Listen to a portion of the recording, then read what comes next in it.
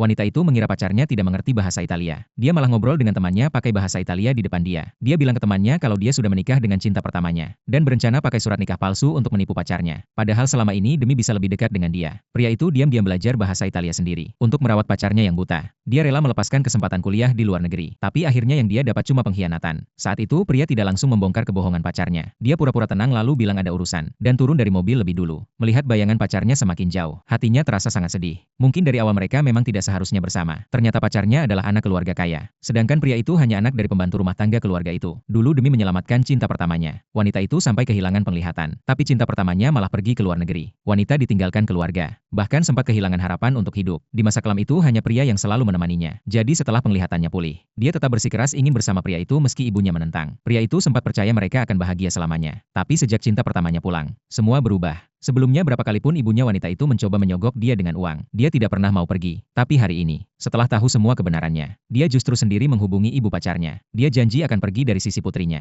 Tapi dengan satu syarat, yaitu ibu pacarnya harus membantu dia mengurus dokumen imigrasi. Ibu pacarnya setuju. Dia kasih waktu 2 minggu. Dan minta pria itu pergi selamanya dari hidup putrinya. Setelah sepakat dengan ibunya, pria itu mulai bersiap pergi. Dia ke kantor menyerahkan surat resign. Lalu membereskan semua barang kenangan dengan pacarnya. Berniat membuang semuanya. Tapi tiba-tiba pacarnya yang seharusnya sedang dinas pulang ke rumah. Dia heran dan bertanya isi koper itu apa. Dan kenapa dia bawa kartu identitas keluar. Pria itu bohong. Katanya hanya mau urus sedikit urusan. Dan isi koper cuma barang-barang yang tidak dipakai. Wanita sama sekali tidak curiga. Malah lihat pacarnya murung. Dia tawarkan mau belikan hadiah untuk menghiburnya. Melihat wajah pacarnya yang penuh harap. Pria itu akhirnya mengangguk setuju. Sampai di hari pelelangan. Pria itu kaget melihat cinta pertama pacarnya juga hadir. Dua sosialita yang ada di sana. Sengaja mempermalukan cinta pertama di depan orang banyak. Mereka mengejek dia meninggalkan wanita itu. Bisnis keluarganya pun bangkrut. Sekarang dia bahkan mau menikahi wanita tua kaya. Melihat cinta lamanya dipermalukan. Wanita itu langsung maju, menampar dua sosialita itu, lalu bertanya dengan cemas keadaan cinta pertamanya. Sosialita itu menyimpan dendam. Saat pelayan lewat membawa air panas, mereka sengaja menjatuhkan pelayan itu. Pria spontan melindungi pacarnya. Tangannya kena air panas sampai melepuh. Wanita jelas melihat luka di tangan pria. Tapi saat cinta pertama pura-pura bilang kakinya terkilir, wanita malah langsung menemani cinta pertamanya ke rumah sakit. Tak lama kemudian pacarnya telepon. Dengan nada keras memerintahkan dia segera menemuinya. Pria itu bingung tapi tetap pergi. Wanita langsung menuduh dia yang menyuruh orang-orang kemarin membuat masalah untuk cinta pertamanya. Pria buru-buru jelaskan bukan dia. Dia bahkan tidak kenal orang-orang itu. Tapi wanita percaya pada kata-kata cinta pertamanya. Bahkan memaksa pria minta maaf. Cinta pertamanya pura-pura baik. Bilang tidak perlu minta maaf. Kalau benar merasa bersalah, cukup minum segelas minuman keras di meja. Wanita tahu pacarnya alergi alkohol. Tapi dia tetap diam saja. Melihat sikap itu, pria benar-benar kecewa dengan pacar yang sudah bersamanya 7 tahun. Dia angkat gelas itu dan habiskan dalam sekali teguk. Lalu pergi tanpa sepatah kata.